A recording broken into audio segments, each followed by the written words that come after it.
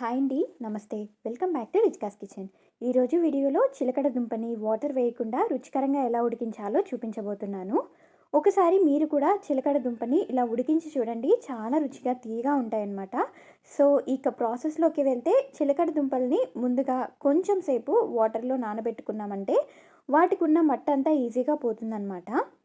కొంచెం సేపు నానబెట్టిన తర్వాత చేతులతో ఇలా చూపించిన విధంగా రుద్దామంటే వాటికి ఉన్న మట్టి అంతా పోయి బాగా క్లీన్గా వస్తాయి. ఈ దుంపలు కొనేటప్పుడు బాగా లావుగా ఉన్నవి తీసుకున్నామంటే ఎక్కువ తీయగా ఉంటాయి.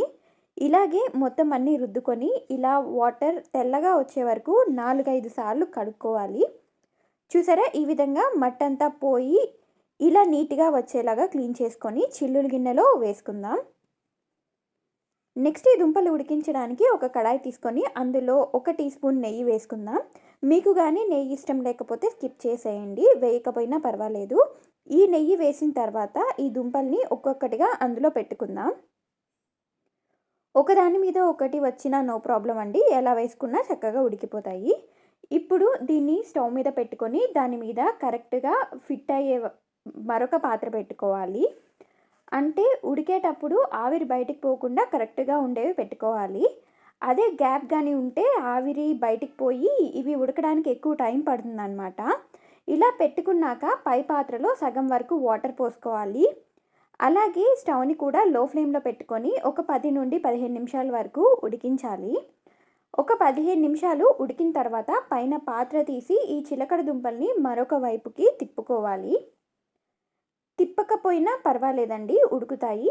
కానీ తిప్పామంటే ఇంకొంచెం త్వరగా ఉడుకుతాయన్నమాట. ఇలా మొత్తం అన్నీ టర్న్ చేశాక మళ్ళీ పైన పాత్ర పెట్టి లో ఫ్లేమ్లోనే ఇంకొక 10 నిమిషాలు ఉడికించాలి.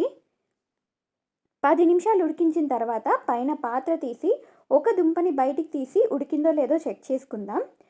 చెయ్యి కాలకుండా జాగ్రత్తగా కొంచెం ఊపుకుంటూ నొక్కామంటే ఇలా మెత్తగా తగిలితే ఈ దుంపలు ఉడికినట్లే. నేను ఇక్కడ కొంచెం పెద్ద సైజు లావుగా ఉన్నవి తీసుకున్నాను కాబట్టి నాకు ఇవి ఉడకడానికి కరెక్ట్గా 25 నిమిషాలు టైం పట్టిందండి. అది మీరు సన్నగా ఉన్నవి తీసుకుంటే ఇంకొంచెం ముందుగా చెక్ చేసుకోండి. అంతేనండి, ఒకసారి స్టవ్ ఆపేసి చల్లారిన తర్వాత బయటకు తీసి సర్వింగ్ ప్లేట్లో తీసుకుంటే మన simple and healthy snack recipe ready. వీటిని వేడిగా కంటే చల్లారిన తర్వాత తింటే తీయగా చాలా రుచిగా ఉంటాయన్నమాట. ఈ వీడియో కానీ మీకు నచ్చినట్లయితే లైక్ చేసి షేర్ చేయండి. ఇంకా మా ఛానల్ని సబ్స్క్రైబ్ చేయని వాళ్ళు వెంటనే సబ్స్క్రైబ్ చేశారంటే మేము పోస్ట్ చేసే వీడియోలన్నీ మీరు మిస్ అవ్వకుండా చూసేయచ్చు. Thank you so much for watching.